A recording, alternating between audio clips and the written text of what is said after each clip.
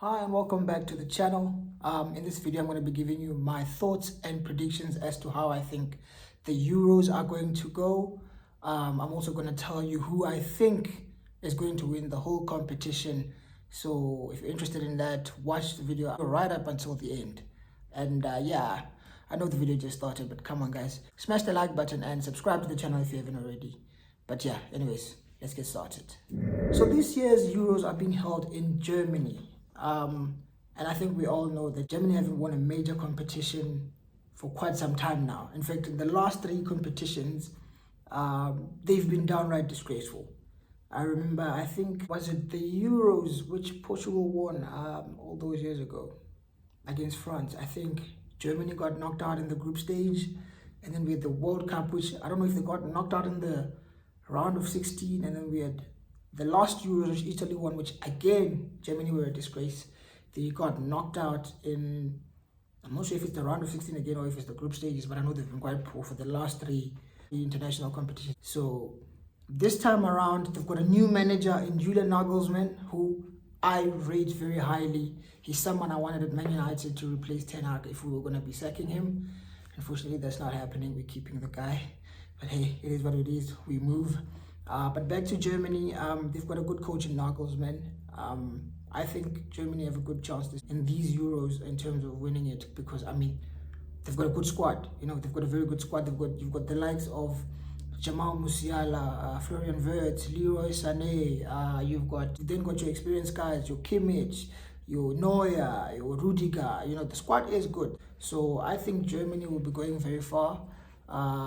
But yeah, let's get started with their group. They're in Group A as the host nation. Germany are in a group with Scotland, Hungary, and Switzerland. Now, if you ask me, I expect Germany to top this group quite comfortably. Quite comfortably, like I said. All the players I just mentioned right now, they've got a very good squad, they've got a good manager, and they're in home soil. So I expect Germany to even win all three of their group stage games. All of them. All of them. I expect them to finish first of Group A. When it comes to who finishes second, we've got Scotland, Hungary, and Switzerland. Who gets the second spot here? I think Germany finished first, and then second would go to Switzerland. Switzerland usually do well in these international competitions. I mean, they don't have a great squad. They don't have the greatest of squads. However, they always seem to do well when it comes to international competitions. Of course, I don't expect them to win the whole thing, but I expect them to be decent in this Euros. So I think Switzerland would finish second in this Group A, and then I think third spot, I think Scotland. In as much as they've got injuries and the squad is not the greatest, I think Scotland would finish third, and then Hungary would finish fourth in Group A. So we're now going to move it along to Group B. In Group B, we've got Spain, Croatia, Italy, and Albania. Now, this for me is the group of death. This is a very tough group. I mean, you've got Spain who managed to win the Euros, the World Cup, and the Euros, all three of those competitions back to back. So Spain have got quite some heritage when it comes to these type of competitions. Although they haven't been great since that generation that did the three-peat, basically. They haven't been that good. But now they seem to be rebuilding, and I can see them doing well in this competition as well. You've also got Croatia, who, to be honest, I think they're aging. Their players are aging here, man. You've got the likes of Luka Modric, who, let's be honest, he may as well be retiring. He's also old. He's still good, don't get me wrong. He's still a top player, but I don't expect Modric to be playing 90 minutes week in, week out, especially in a competition like this where there's a game every 2 or 3 days, you know. So I don't know. Then you've got the current champions, Italy, who they don't have the best of squads. Yes, I mean, Mancini is gone. He was the one who won their last Euros. He's gone. They've got a new manager now. He apparently plays decent football. I'm not gonna pretend to know much about him. I haven't been watching Italy. I'm not the biggest fan of Italy, if I'm being honest. And then you've got Albania. Albania, I think Albania are going to finish rock bottom in this group.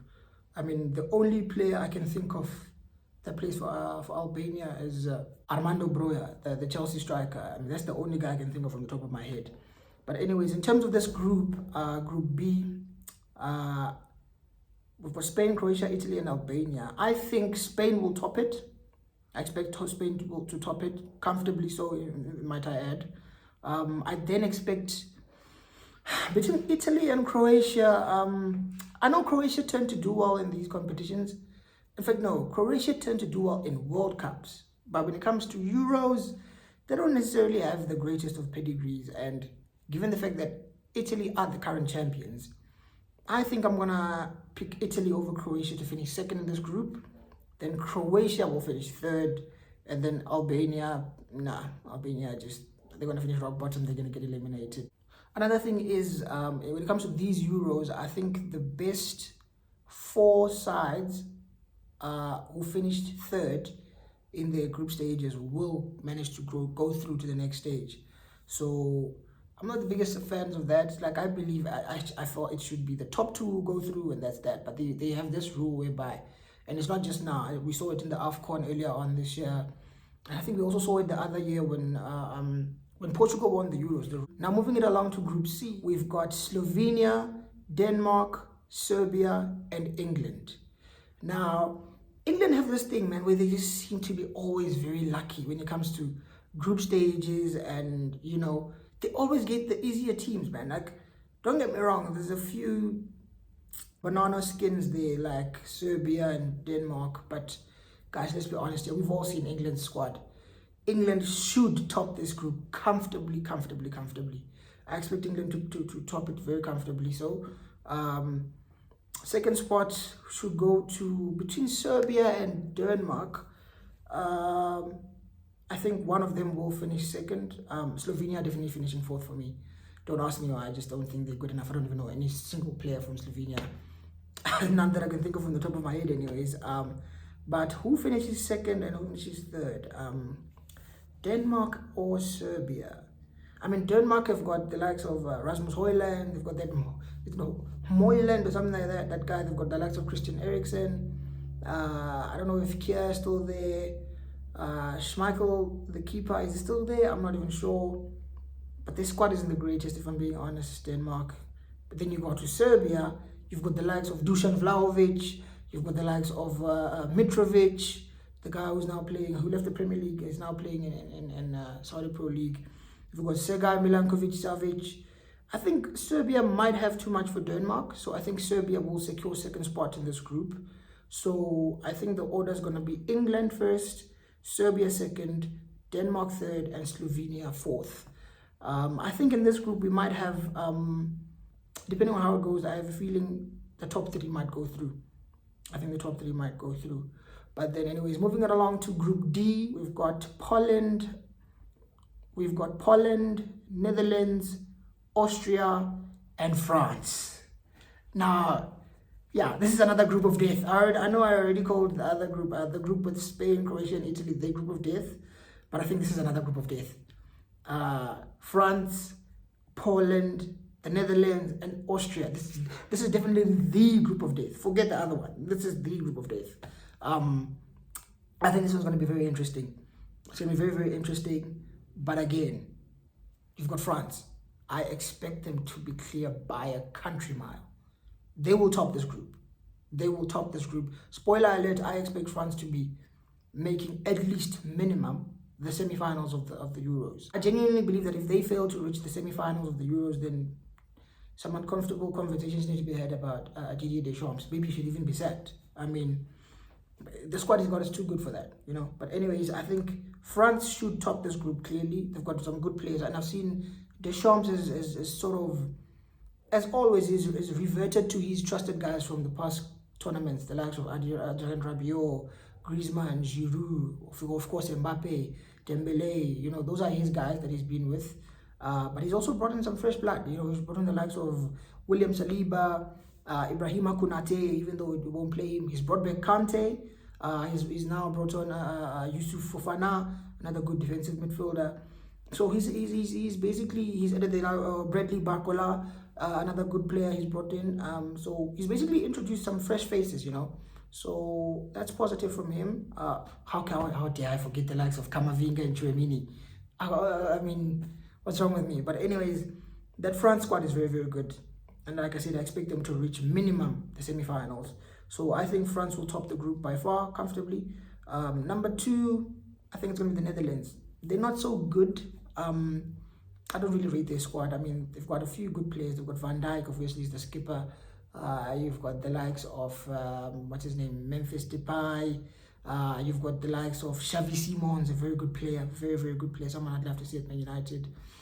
You've got the likes of Cody Gakpo, who's bang average if you ask me. You've got the likes of Robbie's pulled out with an injury. Apparently Zirkzee is going to replace him. Who else do they have that I can't think of right now? Jurrien Timber, I don't think he's been selected for the squad, for the national team. Who else?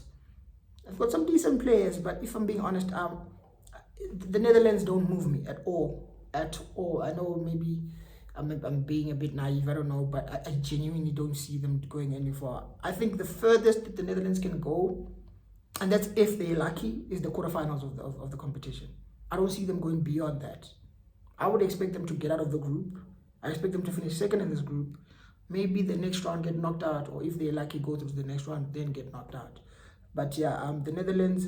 So in terms of the order in this group D, I expect France to finish on top, then the Netherlands second, and then you've got Austria and Poland. Austria and Poland. Yeah, I think Austria can finish third. Yeah, I think Austria can finish third. I can also see a situation whereby 3 teams in this group also go through. I can see Austria, but then wouldn't Austria finish above the Netherlands? Nah, I changed my mind. The Netherlands, like I said, I don't rate the Netherlands. Austria have got Ralf Rangnick, right? He's their manager. He's the one managing them, and apparently they're playing some very good football right now. And I know it's an international tournament, but I'm gonna go. It's a bit of a hot take, but I think Austria might finish above the Netherlands. I genuinely do. Some might call me crazy, but I think it's I think Austria will finish second. So it's gonna be France, then Austria, then Netherlands finishing third, and then Poland obviously finishing fourth. I mean, Poland has just got a rubbish squad, man. Is Lewandowski even going to the tournament? I don't even know. Yeah, I can see Austria will go far. People won't, I don't expect them to win the tournament, but I can see them going far. I can see them maybe even getting to the quarterfinals of the competition. I think they're that good. Ralf Rangnick has got something going on there, and I'm a huge fan of theirs. So maybe that's just wishful thinking on my part, because I like Rangnick. But yeah, I can see, like I said, I think in Group D it's going to be France, Austria, the Netherlands in third, and Poland rock bottom. Moving it along to Group E, we've then got Belgium, Slovakia, Romania, and Ukraine. Now, I think this is a very dead group, I can't lie.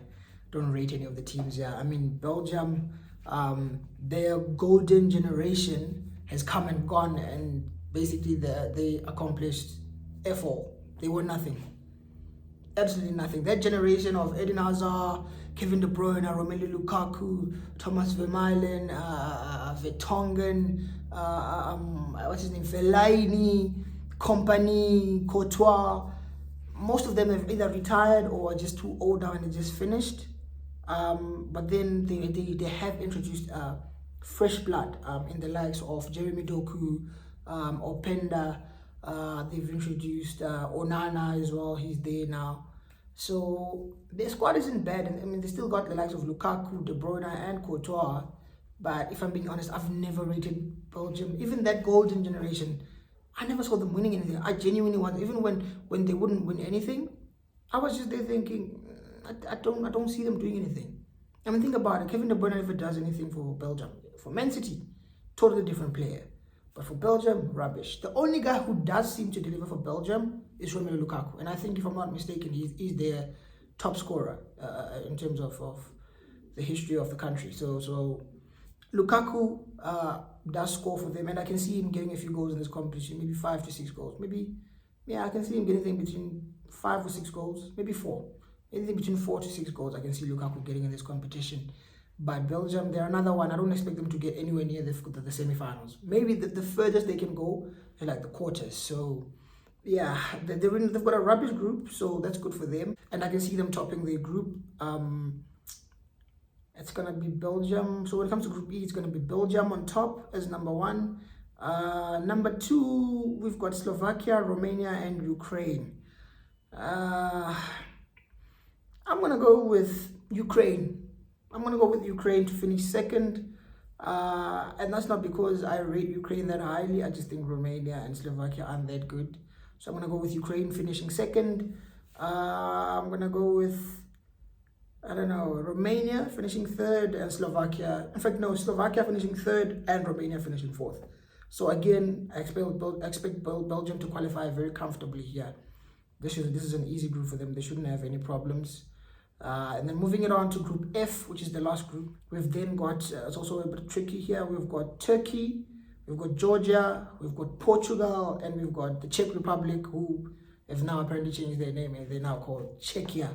I don't know if it's Czechia Republic or just Czechia, but from what I've seen, it just says Czechia. So, yeah, I mean, look, when it comes to Portugal, I think genuinely, I think France have got one hell of a squad, very, very good squad.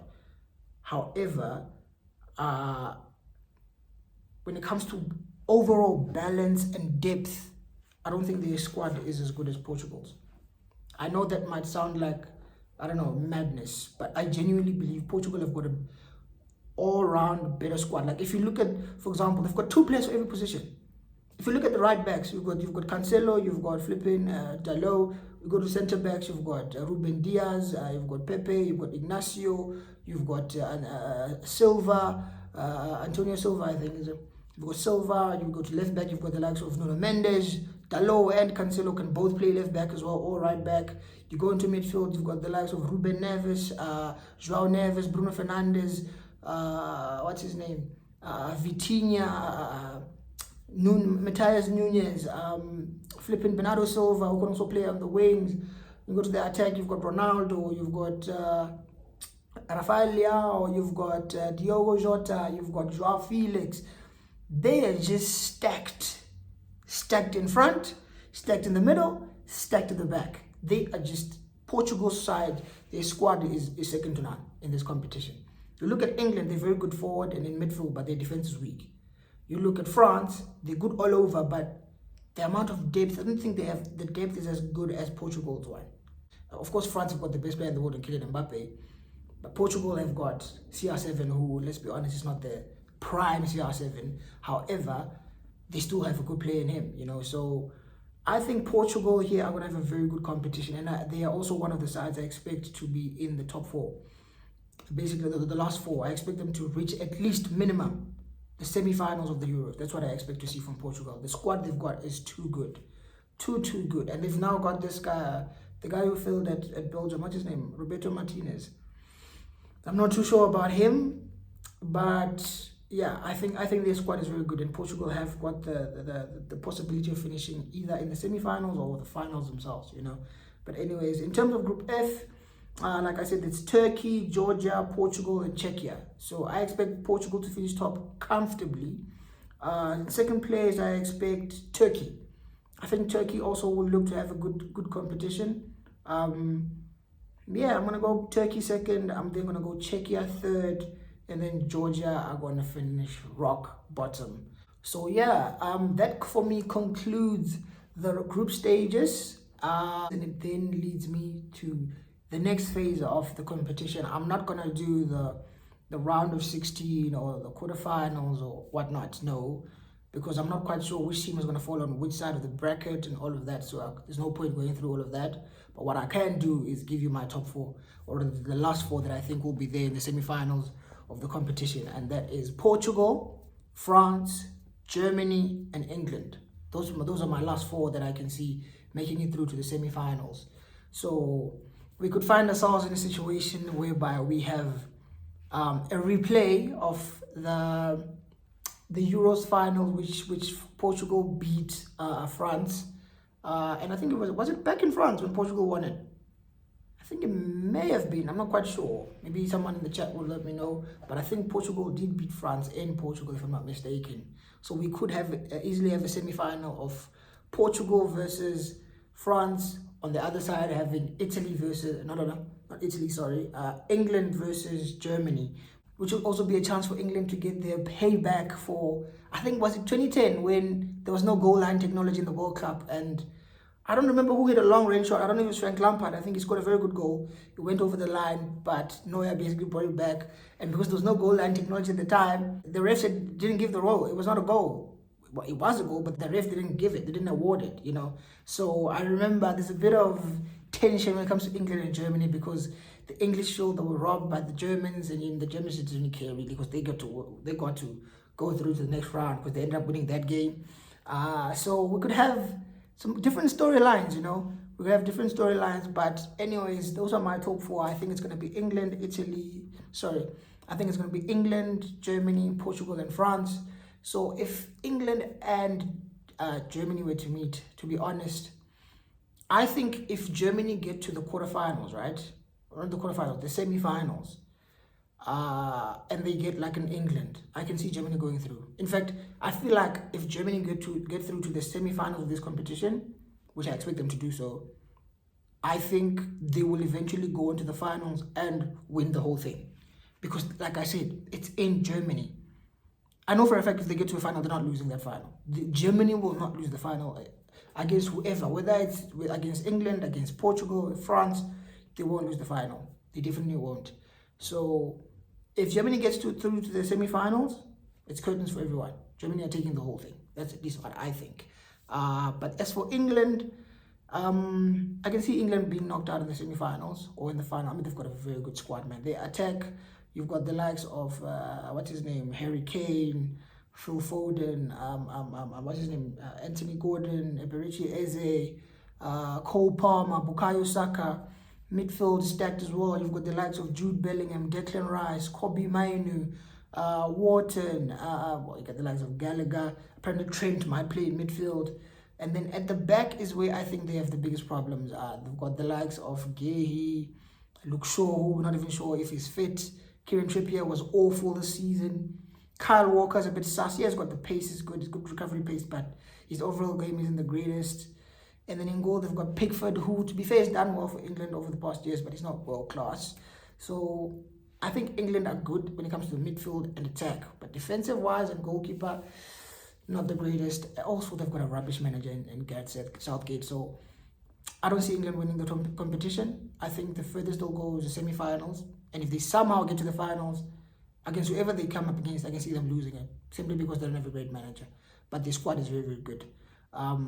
Moving it along to Portugal, like I said, they're stacked in every position. I think they've got the most squad depth when it comes to these Euros for this year. Like, they literally have 2 men at least for every position we have. Like, they're that good. So I can see a storyline whereby Cristiano Ronaldo wins his second Euros. I mean, we saw him crying after losing that final with Al Nassr against Al Hilal. You could see the guy just wants to win, and I know he's been winning all throughout his entire career, but I think it's getting to a point where he hasn't won a trophy in a while now, and he's probably gonna want to win this one. So the only question is, will he be the main man for Portugal, or will he be coming off the bench in other games? I think the best way to deal with Cristiano Ronaldo is to play him in other games. Let him start a game, maybe rest him the next time, start, rest, because he can't play 90 minutes week in, week out. It's not gonna work. He's just gonna end up frustrating anyone, because the way in which he plays, he does affect the way the team plays. So I think the best way to get the best out of Ronaldo, play him, start him in one game, then bring him off the bench in the next, and vice versa. You know, but yeah, I can see Portugal doing really, really well. And another player who I think is going to have a very good tournament is Bruno Fernandes. I know people complain, myself included, about him in terms of he's not very polished. He's not very tiki-taka vibe. He just wants to get the ball and ping passes and hit long-range shots and things like that. But I think when it comes to international tournaments, they're mostly about individual brilliance. Yes, it's good to have a good structure, a good team around you, but you need to have those guys with the X factors.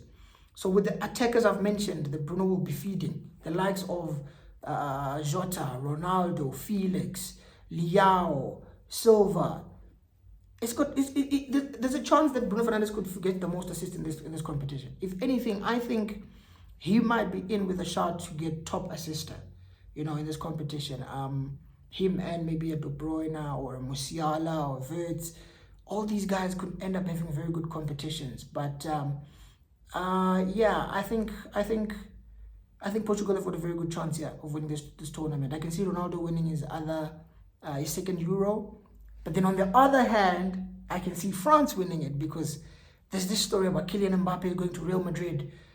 He's won a treble with PSG, but nobody cares. With all due respect to all PSG fans, if you're watching, but bro, your league is rubbish. But anyways, I can see France winning it as well because Mbappe has now won the World Cup. We saw him in the interview saying that he's won the World Cup, he's won the other one, the Nations League. He just wants the Euros now, you know. So I can see a situation whereby Mbappe is absolutely brilliant throughout the competition and he wins the trophy.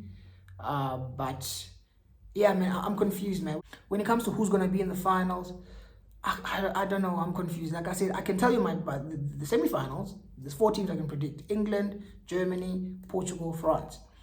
And I think what I would love to see is a final of Germany versus France. I think that would be the perfect final. You've got a storyline of Toni Kroos, who is retiring. His very last game in professional football would be a Euros final with his home country, in his home country. And I think, like I said, if Germany get to the finals, they're going to win the tournament. I don't care who they come up against. But then again, on the other side, you've got Mbappe, who wants to go to Madrid, being a European champion. So you've got many storylines here, but I think it's going to be tough. As much as I rate Portugal and have got very good players, I think Portugal get knocked out in the semi-finals. And I think the same happens to England. So I think we're going to have a final of Germany versus France.